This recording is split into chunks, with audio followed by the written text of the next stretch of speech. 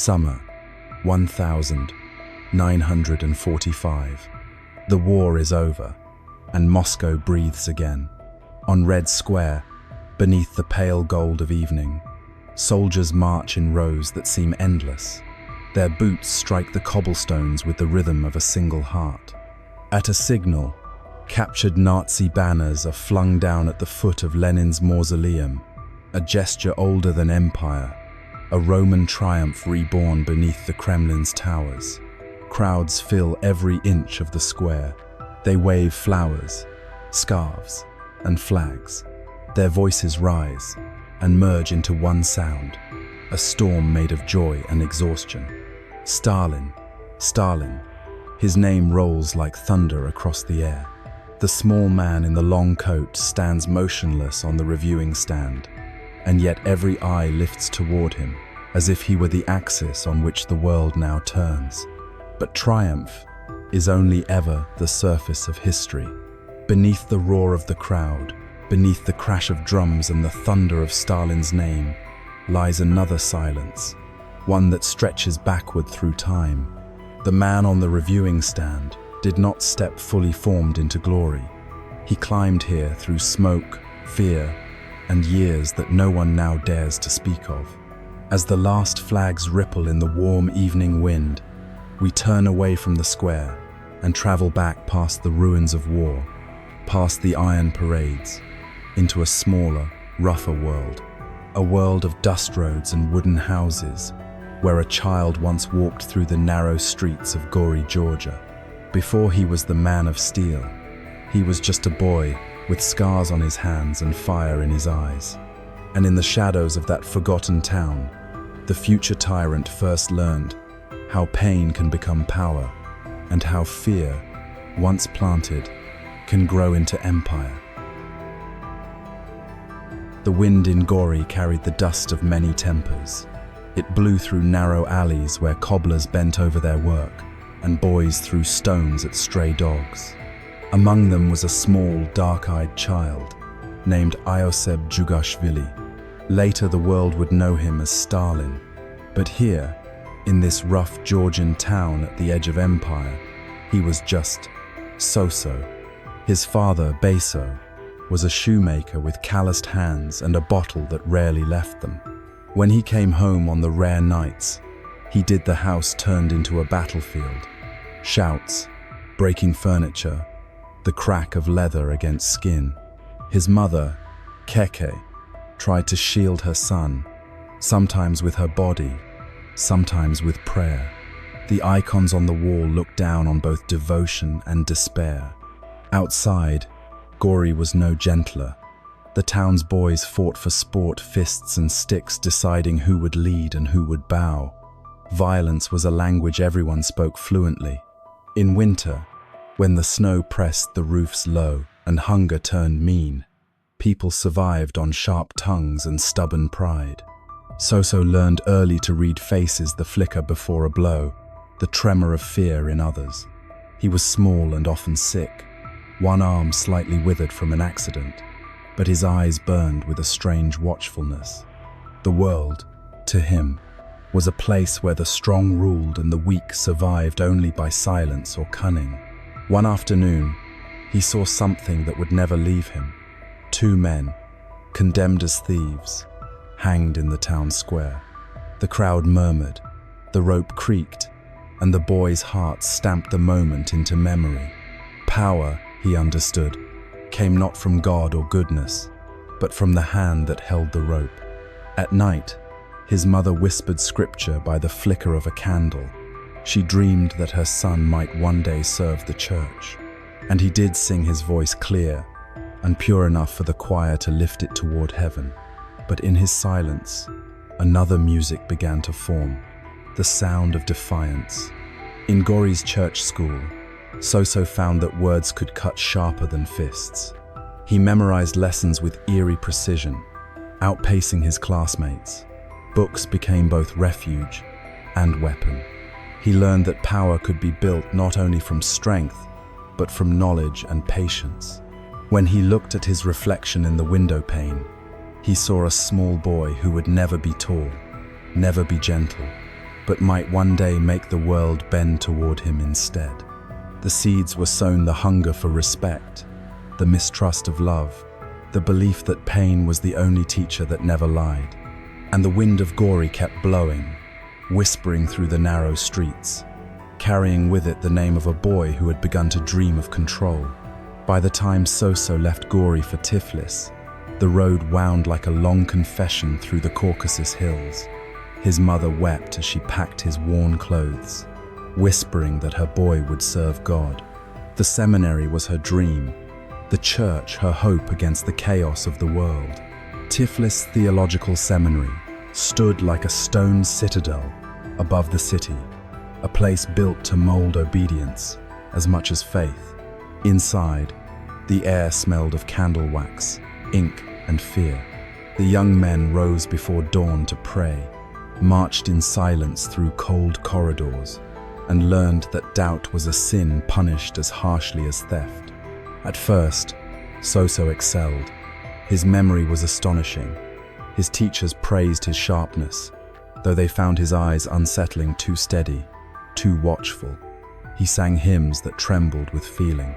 To his mother, each letter home was proof that her son was destined for holiness. But inside him, something began to shift.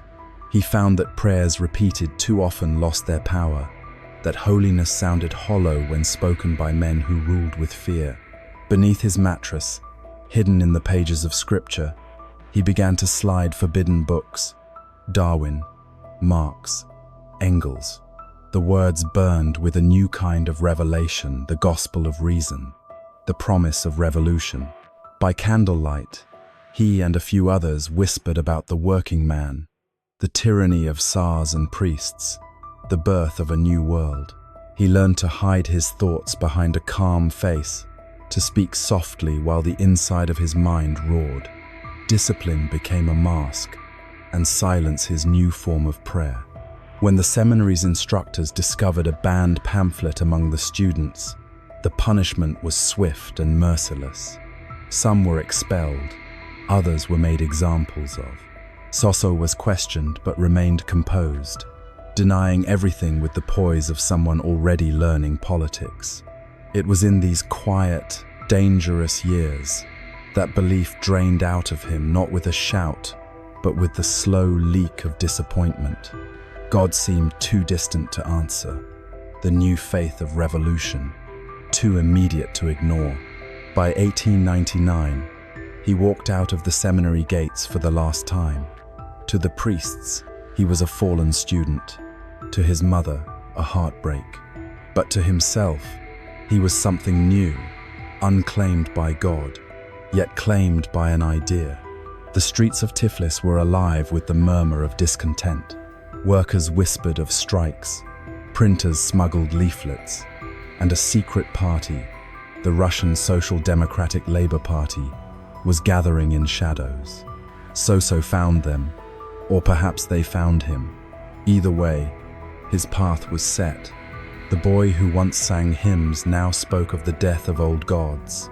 And though he would never again kneel before an altar, he had learned from the seminary what every true believer must master: how to build faith in others, even when you no longer have any left yourself. When the seminary door closed behind him, Soso found himself in a world both freer and hungrier. The narrow streets of Tiflis no longer smelled of incense, but of coal, sweat, and the sharp smoke of revolution. The city was changing. Its factories hummed like restless hearts, and in the taverns, whispers replaced prayers. He took odd jobs, first as a clerk at the meteorological observatory, then as a teacher, then nothing at all. But every quiet hour was filled with something secret. Meetings in dim basements, leaflets printed by trembling hands, new words spreading like fire: equality, justice, revolution. It was during these years that Soso became Koba. The name came from a Georgian legend, Koba, the outlaw who robbed the cruel and avenged the poor. It was a name born of smoke and defiance, a name that wore anger like armor. To his comrades, it sounded like courage. To him, it was protection. a mask behind which a wounded boy could disappear. Koba learned to move through danger as if it were weather. When he spoke, people listened not for eloquence, but for certainty. He organized strikes among oil workers in Batumi, where the smell of fuel hung heavy in the air and pay was as thin as bread. The police were quick to respond. Men were beaten. Some vanished. Koba did not flinch. In 1902, they finally caught him. Prison was cold, filthy, and full of whispers. He wrote poetry on scraps of paper and smuggled messages under crusts of bread. To the guards, he was just another agitator. To his fellow prisoners, he was already something else. A man who looked at suffering and saw only endurance. After months behind bars, came exile to the endless white of Siberia. There, the snow had no pity. The wind carved faces thinner, and silence grew as wide as the horizon. Koba learned patience, the slow art of survival. Each winter taught him that mercy was a luxury. He escaped, of course. He always did. Over the next 12 years, the pattern repeated: arrest, escape, return, as if the empire could not decide whether to break him or build him harder. Amid this rhythm of struggle, there was one brief tenderness. Her name was Kato Svanidze, a tailor's daughter with kind eyes and a quiet laugh. They married in 1906. For a moment, the iron mask slipped. He held his infant son, Yakov, as if trying to remember what warmth felt like. But revolution does not make room for peace. Koba was gone often, plotting, hiding, hunted. In 1907, Kato fell ill with typhus. She died before winter. At her funeral, Koba stood silent for a long time, then said only one-line words that would echo through his life like a curse. "She softened my heart of stone. She has died, and with her have died my last warm feelings for humanity." From that day, the man named Koba buried more than his wife. He buried the last part of himself that could still be touched. By the early 1900s, the empire was trembling. In the alleys of Tiflis and the smoke-stained factories of Baku, men whispered of change as though it were a coming storm. The great Russian Social Democratic Labour Party had already fractured its dream of unity, split in two. One half, the Mensheviks, believed in patience, in persuasion. The other, led by a sharp-eyed exile named Vladimir Lenin, believed in steel. Koba did not hesitate. He chose the side that spoke of discipline, of power seized, not begged for. The Bolshevik cause fit him like armor. He began to write again, pamphlets, speeches, manifestos, words that could move men from thought to action. But words were not enough to fund a revolution. Money was the blood it required, and the party's coffers were dry. So Koba organized expropriations, robberies with ideological purpose. The most famous came in 1907, when Bolshevik gunmen attacked a bank convoy in Tiflis's main square. Dozens died, horses screamed, and the cobblestones ran with blood. The loot, over 300,000 rubles, was for the cause. Lenin heard of the daring Georgian with quiet admiration. To him, this Koba was both dangerous and useful, a man who did not flinch at necessity. A wonderful Georgian, he would call him later, half praise, half warning. By 1912, Lenin invited him to join the Bolshevik Central Committee, bringing the mountain-born agitator into the inner circle. It was then that Koba shed his old skin. He took a new name, Stalin, Man of Steel. The transformation was more than symbolic. It was a promise to himself. Steel does not bend. It does not forgive. Even so, when the revolution of 1917 began to roar, Stalin was not yet at the center of its fire. He was in Petrograd, editing Pravda, Truth. From behind his desk, he weighed every sentence like a weapon. For a moment, He even entertained cooperation with the new provisional government, cautious where others rushed.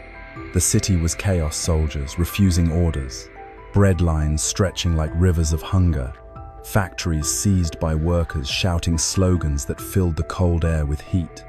Then Lenin returned from exile, denouncing compromise with thunder in his voice.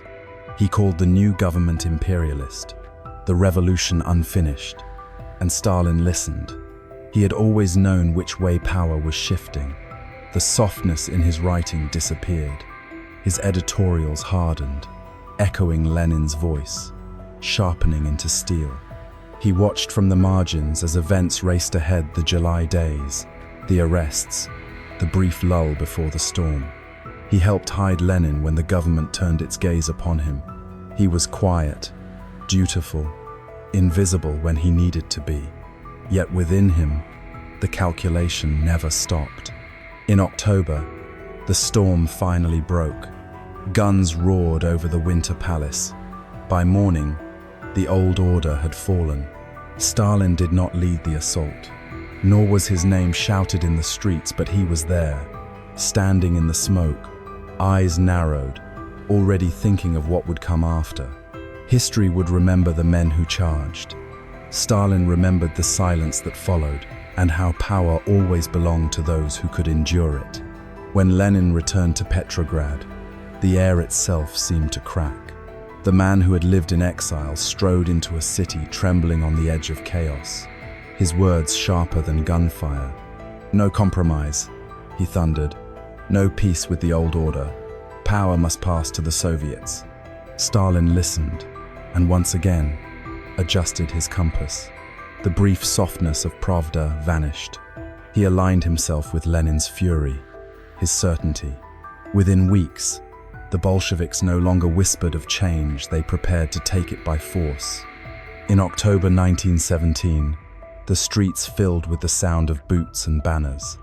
Under Trotsky's command, the Red Guards took the Winter Palace in a single night. The provisional government fell without glory, almost without resistance.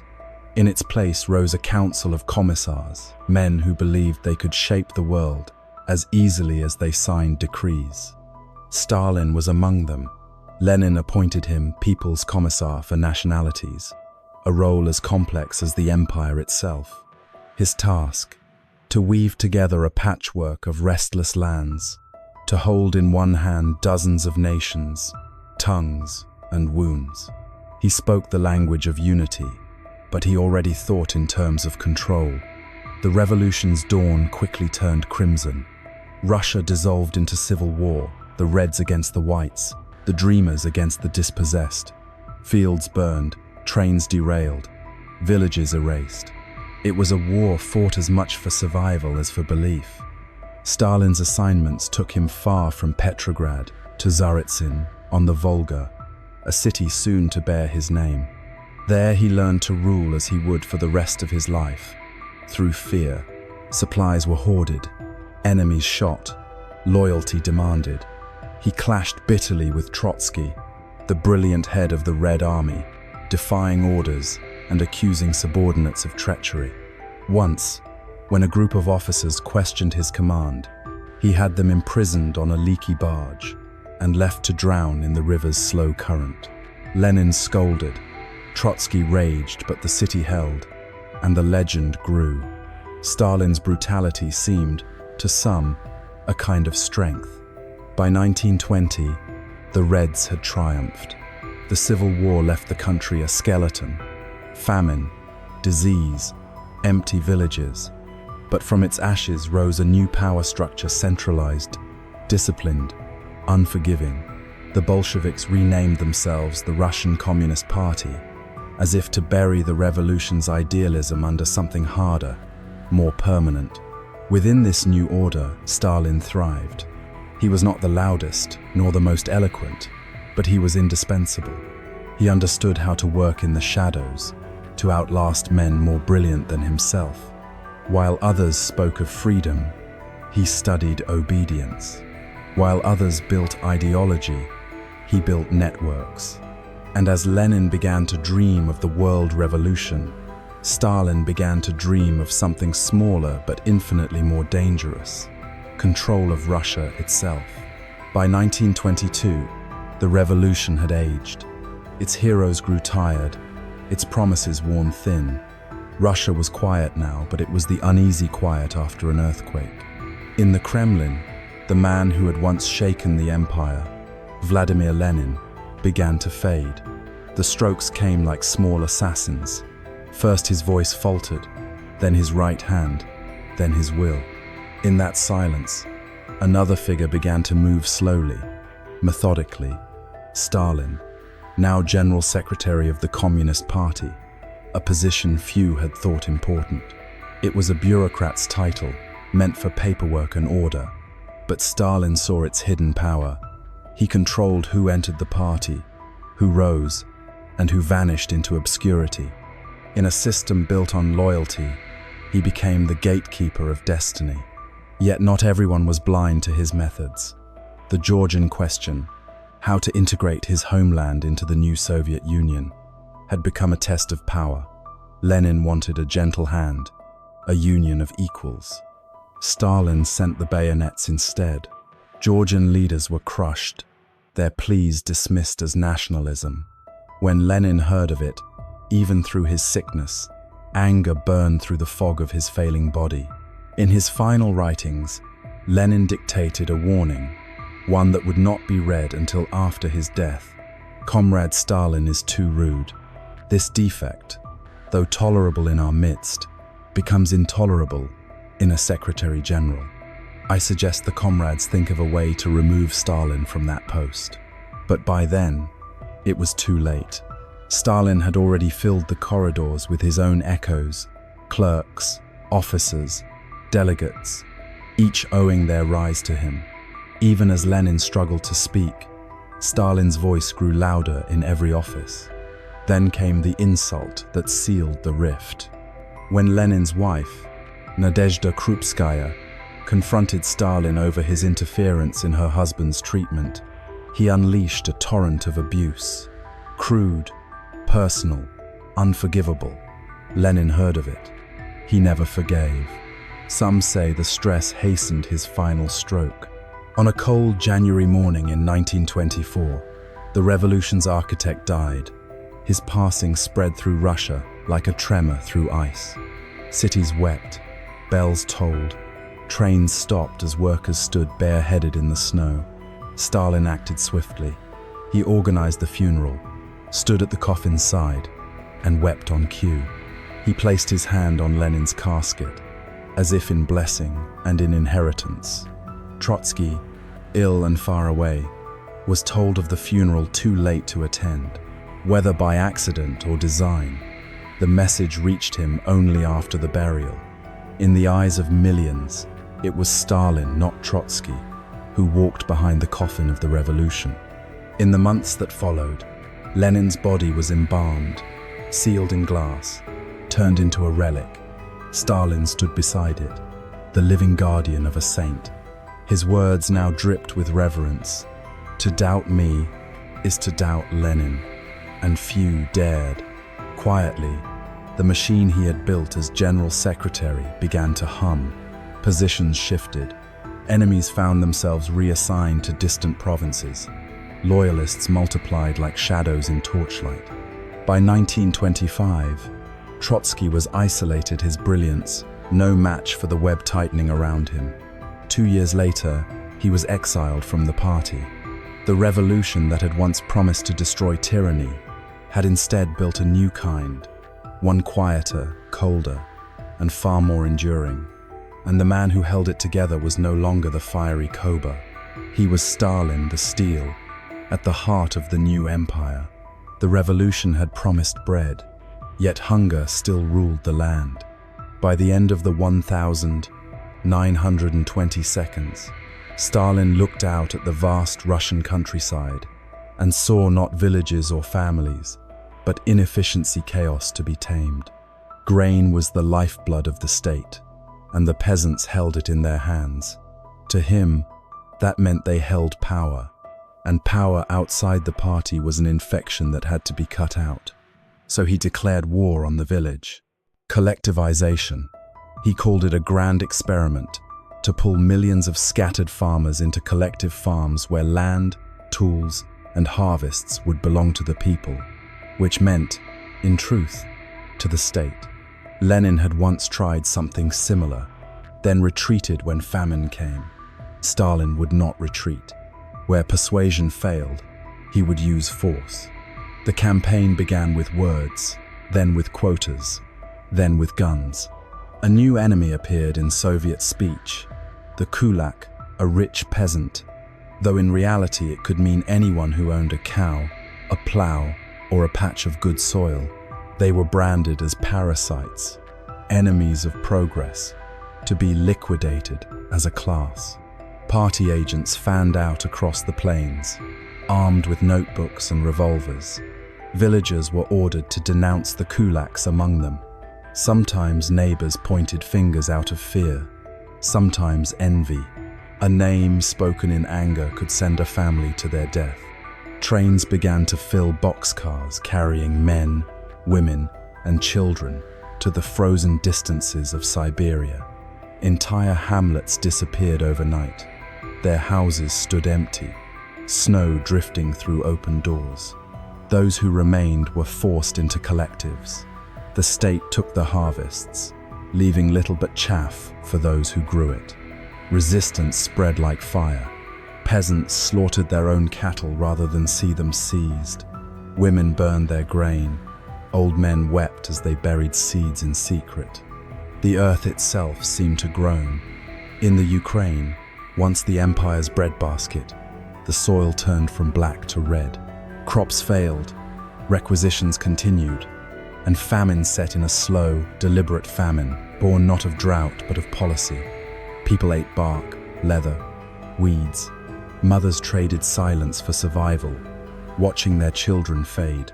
The official reports spoke of success, of rising quotas, of the bright future of socialism. But the countryside whispered another story of empty fields, dead villages, and the wind whistling through unlatched barns. By 1933, millions were gone. No exact number was ever written. The figures changed like the snowdrifts. Yet across the steppe, one truth remained. Stalin had broken the backbone of the peasantry, and in doing so, broken the heart of Russia. In 1931, Stalin stood before a gathering of factory workers and spoke with the calmness of someone delivering a sentence. "We are 100 years behind the advanced countries," he said. "We must make good this distance in 10 years. Either we do it or they crush us." It was not a promise, it was an ultimatum. Thus began the Great Acceleration, the first 5-year plans. The land of peasants was to become a land of furnaces. Cities rose from swamps and forests, Magnitogorsk, Kuznetsk, and 100 others whose names would one day fade into statistics. In their streets, the air itself seemed made of iron and coal dust. Everywhere there was motion. Workers hammered through the night. Women hauled steel girders. Children collected scrap for the factories. Posters shouted faith. 5 years in 4. The future was not something to wait for, it was something to be forced into existence. But progress demanded sacrifice. Machines needed hands, and the hands were endless. Millions of peasants, uprooted by collectivization, poured into construction camps and factory barracks. They slept beside furnaces, ate little, and were told that their suffering was for socialism. For those deemed lazy, disloyal, or simply unlucky, there were other places far colder, far quieter, the gulags, camps stretching across Siberia like a second geography, built by prisoners who would never appear on any monument. Stalin's planners drew the future in charts and numbers, each factory a star on the map of destiny. But on the ground, exhaustion ruled. Targets rose beyond human reach. Those who failed were branded saboteurs, enemies of the people. Men learned to forge reports the way they forge steel numbers glowing brighter than truth. Grain output doubled, Steel tripled, electricity soared, Moscow filled with parades, banners, and brass bands celebrating success. Yet in the provinces, families still burned wood for heat, wore patched boots, and traded bread for silence. The cost of modernity was measured not in rubles, but in lives. Prisoners dug canals with bare hands, women felled trees in frozen forests, and every brick of the new Soviet Empire carried a heartbeat underneath it. By the mid-1932s, the Soviet Union had indeed become an industrial power, a giant of smoke and iron. But the foundation beneath it was bone, and through it all, Stalin watched the statistics climb like cathedral towers. He saw no tragedy, only achievement. To him, the dead were not victims. They were the scaffolding of progress. The rest of the world saw tractors and turbines. Russia saw the lights of factories flicker against the sky and wondered quietly who had built them and who had disappeared inside their walls. By 1934, the revolution had grown old enough to devour its children. The party congress that year was meant to be a celebration, a triumph of unity after years of hardship. Banners hung across the Great Hall in Leningrad, portraits of Lenin and Stalin watching from above like twin suns.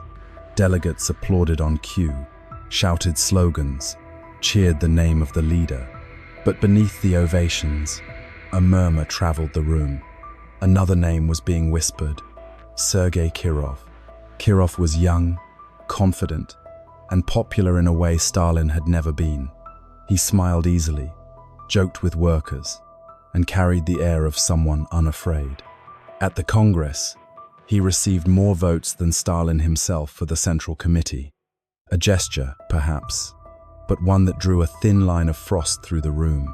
Stalin smiled too, but his smile did not reach his eyes. Months later, on December 1st, 1934, Kirov was shot in the back of the neck as he walked through the Smolny Institute in Leningrad. The gunman, a disgruntled party member named Leonid Nikolaev, was quickly arrested. Too quickly.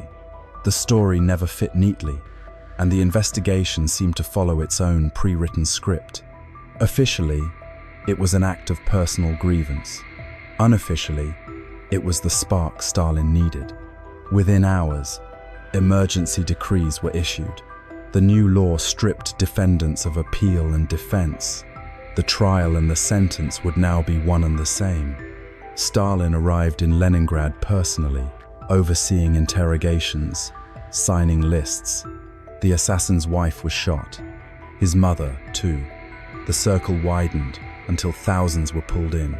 The newspapers screamed for vengeance. The people wept in fear. But in the corridors of power, something colder moved. Stalin had found his pretext, the justification for purging not only the guilty, but the inconvenient. Soon, arrests multiplied. Delegates from the same Congress that had applauded Kirov were now accused of conspiracy. Entire offices emptied overnight. Confessions were extracted under lights that never dimmed.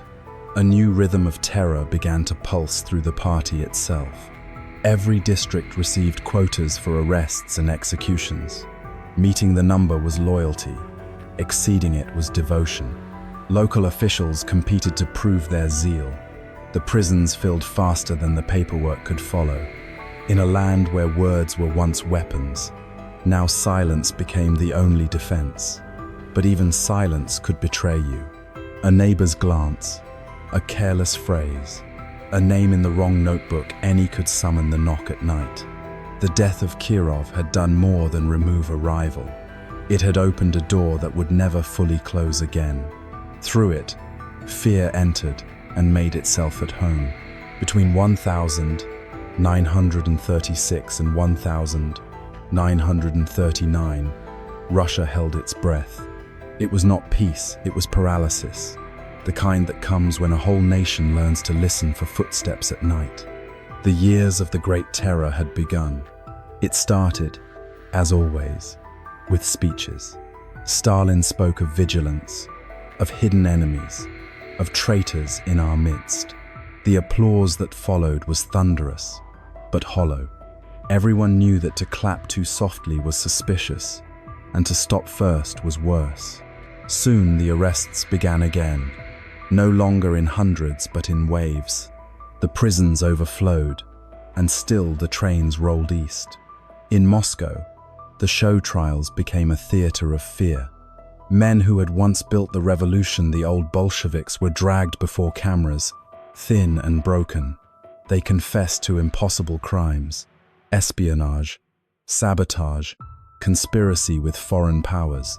Their voices trembled as they admitted to fantasies scripted for them, while Stalin watched from behind the curtain of the Kremlin. Each confession was a performance, each execution a message. No past was safe. Across the country, quotas arrived from Moscow. Every region, every factory, every military district was told how many enemies to uncover, how many to arrest, how many to shoot. The numbers were absurd, but that was the point. To fail the quota was to prove disloyalty. To exceed it was proof of zeal. Ordinary people learned the new arithmetic of survival. To denounce your neighbor was to buy one more night of safety. To stay silent was to risk being next. Teachers accused students. Sons betrayed fathers.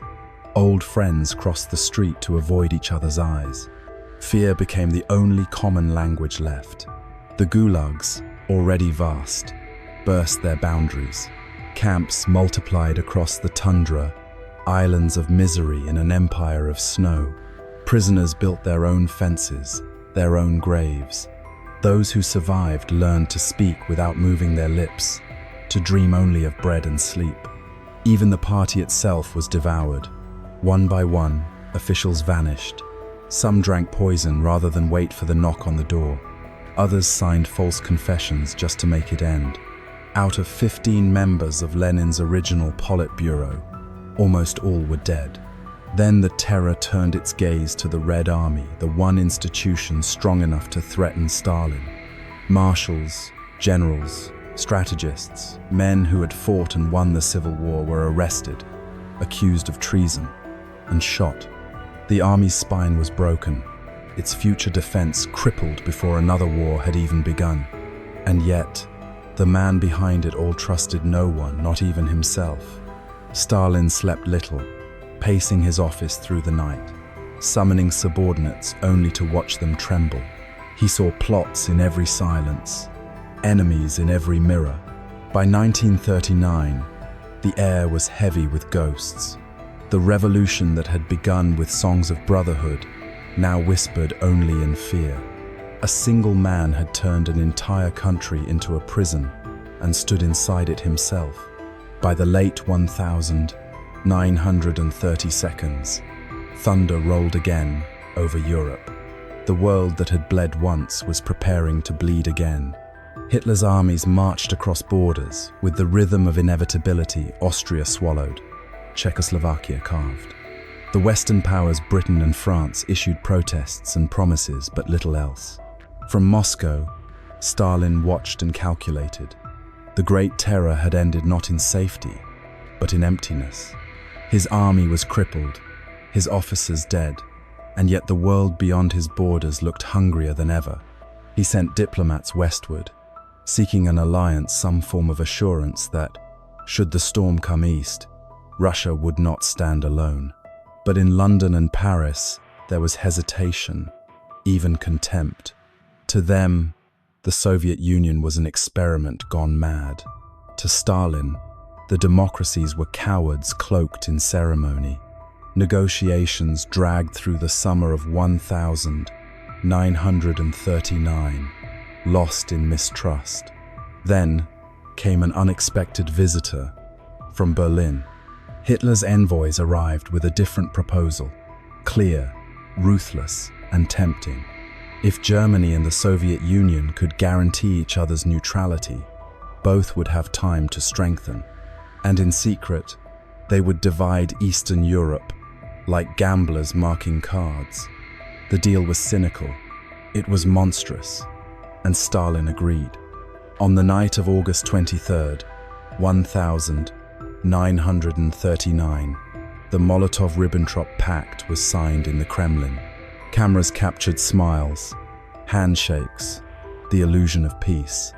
But behind those gestures lay a map-ink lines slicing through Poland, the Baltics, and Finland.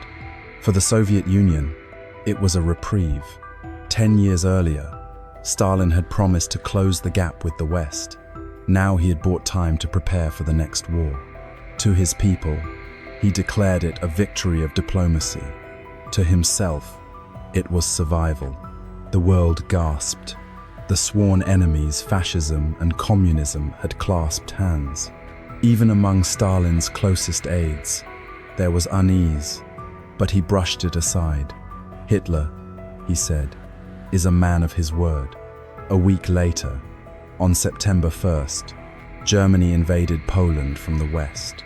16 days after that, Soviet troops entered from the east. The two armies met on the ruined land, smiling for photographs. A partition made official by silence. For a moment, Stalin seemed to have outplayed everyone. He had gained territory, secured his borders, and forced the capitalist world to turn against itself. In Moscow, he toasted the German ambassador, raising his glass to the friendship of our two peoples. But the toast was already poisoned, because the man he had trusted, the man whose word he took as iron, was studying maps of Russia, even then marking cities, railways, and rivers. Stalin had bought time, but at the cost of his soul. And in that purchase, he mistook delay for safety. The clock was already ticking toward June 1941. The morning of the 22nd of June 1941 began with sunlight over the western border, calm, ordinary, deceptive. By dawn's end, the sky was on fire. Operation Barbarossa had begun. 3 million German soldiers, the largest invading force in history, crossed into the Soviet Union. Tanks churned through the mist, planes screamed above the forests, and the frontier towns disappeared under thunder and smoke. In Moscow, the first reports arrived before breakfast. Stalin read them in silence. Then the next dispatch came, and the next, each one worse, each one closer. He had refused to believe his own intelligence, convinced that Hitler would not betray him. Now, as the truth roared across his borders, the disbelief turned inward, like a wound reopening. Within days, whole armies were encircled. Minsk fell. Smolensk followed. Hundreds of thousands of Soviet soldiers vanished into the forests or into captivity. The Wehrmacht advanced like a tide that could not be reasoned with. On the maps spread before Stalin, red lines of defense turned black, then disappeared. He shouted at his generals, demanded explanations, and then suddenly stopped. Witnesses said he sat very still, as if the noise had finally gone out of the world. "Lenin built this state," he murmured. "We have ruined it." He left the Kremlin. No orders, no speeches. He drove to his dacha outside Moscow, locked the gates, and disappeared for days. In the capital, a dangerous silence spread. No one knew who commanded. Ministers hesitated to sign papers. The city waited, half expecting a coup, half expecting invasion. Then, on June 30, the Politburo arrived at his door. They found him pale, unshaven, expecting arrest. "Why have you come?" he asked. They told him they had not come to remove him, but to ask him to lead the newly formed State Defense Committee. For a moment, he seemed bewildered. Then something hardened in his face. "If you think I can do it," he said quietly, "I will try." He returned to the Kremlin. The machine began to turn again. Orders flew out like sparks from a forge. Cities were evacuated. Factories dismantled and moved east. Propaganda spoke of the Great Patriotic War. Stalin's voice returned to the radio, iron again. Brothers and sisters, our cause is just. The enemy will be destroyed. But his justice was merciless. He issued Directive No. 270, declaring that any soldier captured alive was a traitor. Families of prisoners were to be punished. Even his own son, Yakov, was taken by the Germans that summer. When they offered to trade him for a captured German general, Stalin refused. "I have no son named Yakov," he said. Weeks later, Yakov was dead in a camp. By autumn, the Germans were less than 30 kilometers from Moscow. Government offices fled to the east, but Stalin stayed.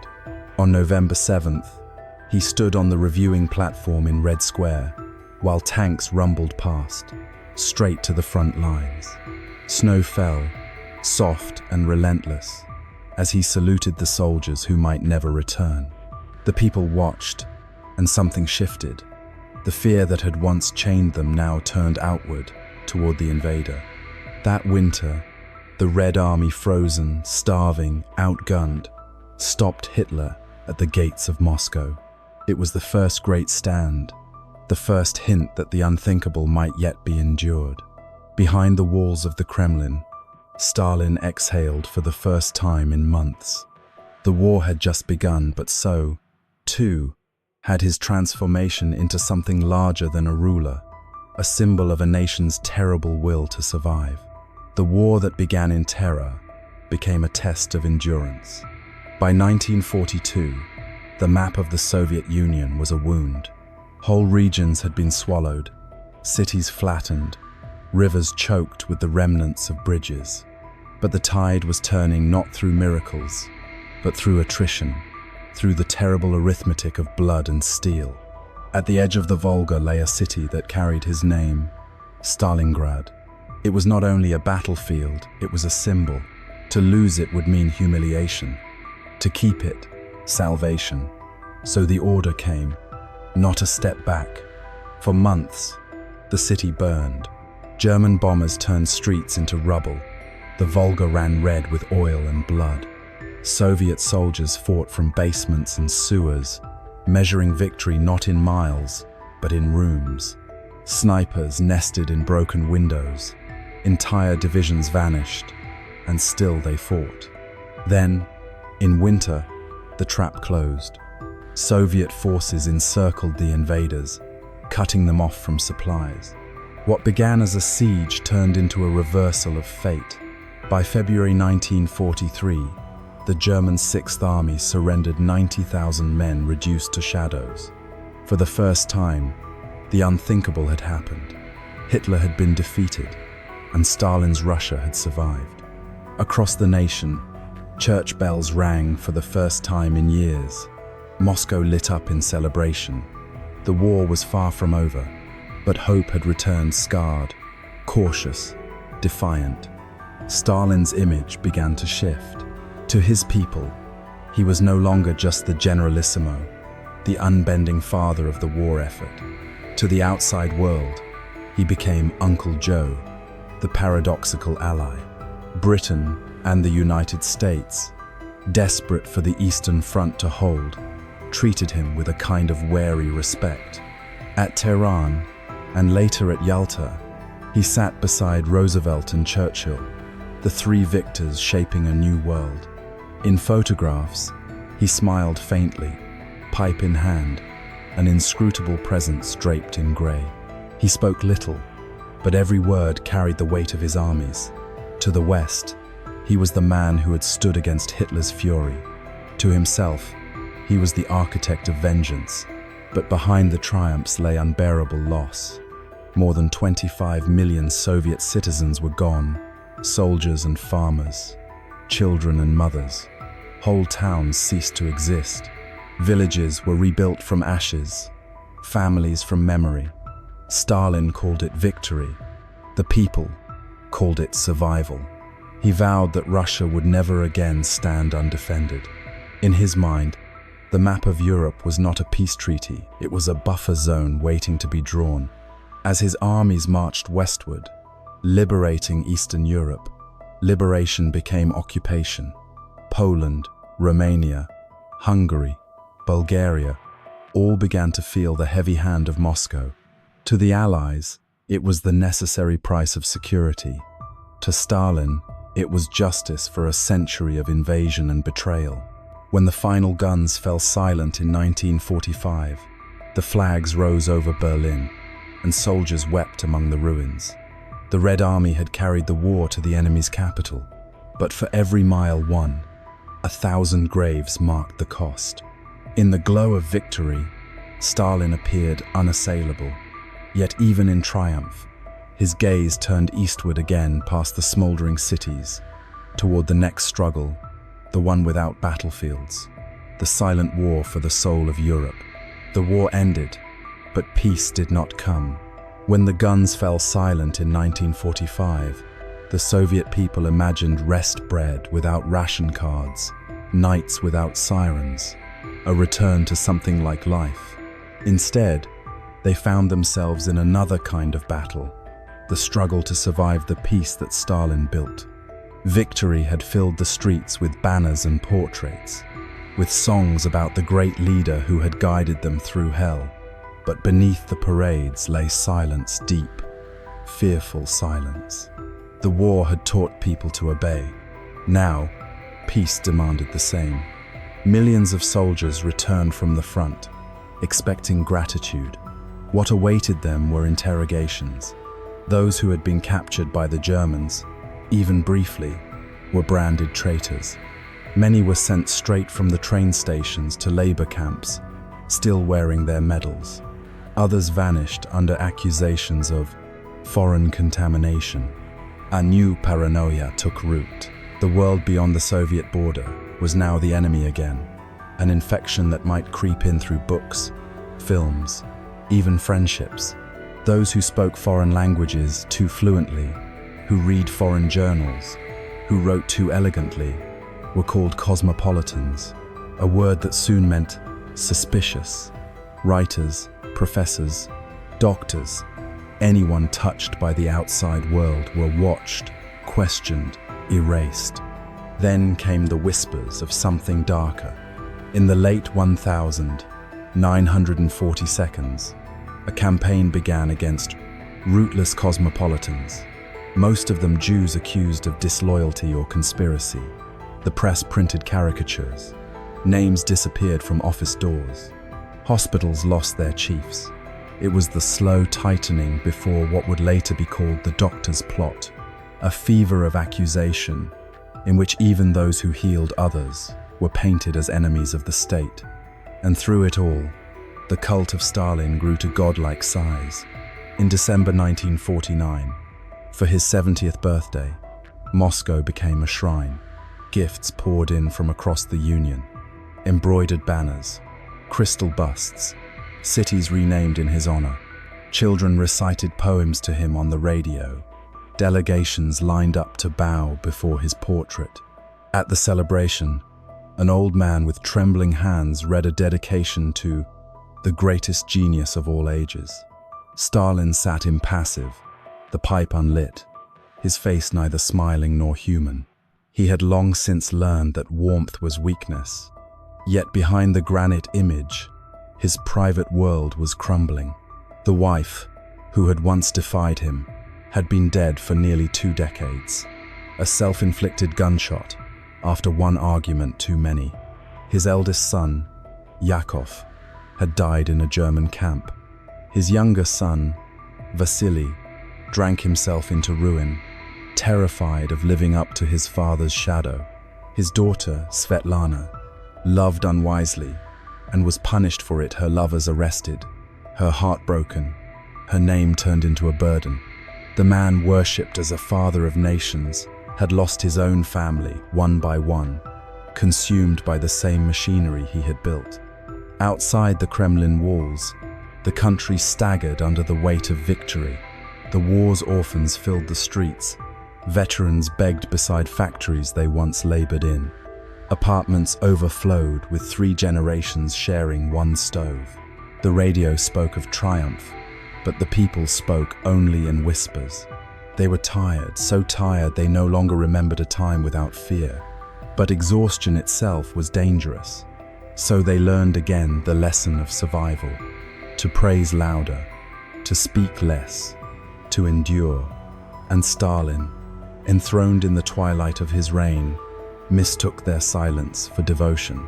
The last winter of Stalin's life began like all the others, quiet, heavy, unending. Outside the Kremlin, Moscow was locked in ice. Inside, the old man still ruled by instinct. Suspicion before sunrise, decrees after midnight. His courtiers came and went like ghosts, gauging each word, each breath. None dared to meet his gaze for long. On the night of the 28th of February 1953, Stalin hosted a dinner at his dacha. His closest circle gathered: Beria, Malenkov, Khrushchev and Bulganin. They ate, drank, toasted the leader's health. Laughter filled the room, brittle and anxious, the kind that comes only from fear. After midnight, the guests departed, bowing deeply, relieved to leave. Then, silence. In the early hours, guards found him lying on the floor of his study, motionless, eyes half open, tea spilled beside him. The clock read 6:30 a.m. He had suffered a massive stroke, yet no one dared to enter the room. For hours, the guards stood outside the door, waiting for orders that would never come. To disturb Stalin uninvited was unthinkable even in death. Beria was summoned only that evening. He looked upon the body, then turned to the others with cold assurance. "He'll recover. Don't panic." But they all knew. The man who had outlived purges and wars, who had made a country tremble by raising an eyebrow, now lay helpless, the great machine around him suddenly without command. For 2 more days, he lingered breathing raggedly, surrounded by men who owed him everything and feared him still. On the 5th of March 1953, Joseph Vissarionovich Stalin died. The news spread like thunder across 11 time zones. Factories stopped, trains halted, people stood in the snow, weeping. For decades they had feared him, but grief came anyway, a strange, conditioned reflex, as if mourning the weather that had ruled their lives. In Moscow's Hall of Columns, his body lay in state, bathed in lights, framed by red carnations. Crowds surged to see him one last time. Hundreds were crushed to death in the press. The man who had turned millions into ghosts was sent off in a flood of human sorrow. And yet, within that grief, something shifted. The spell began to crack. In the privacy of kitchens, people whispered, "Perhaps it's over now." The myth that had seemed eternal began, slowly, to unravel. 3 years later, in 1956, Nikita Khrushchev gathered the party delegates in a closed session. His words fell like hammer blows. "Comrades, we must speak of the cult of personality and the crimes of Stalin." The hall froze. Some wept. Others stared straight ahead, afraid to believe. He spoke of purges, of torture, of the millions dead, not to destroy the system, but to reclaim it from its own nightmare. It was the first crack of dawn after a long, long night. But even then, truth came in fragments. Stalin's image was never fully erased. His name remained carved in stone, in memory, in fear. Some remembered him as the savior who defeated Hitler, others as the tyrant who devoured his own people. Both were true, because that was the paradox of Stalin, the builder and destroyer, the savior and executioner, the father and the void. And as history turns its pages, his shadow remains not to be worshipped, not to be excused, but to be understood. Only by remembering him clearly can the century that bore him ever hope to rest.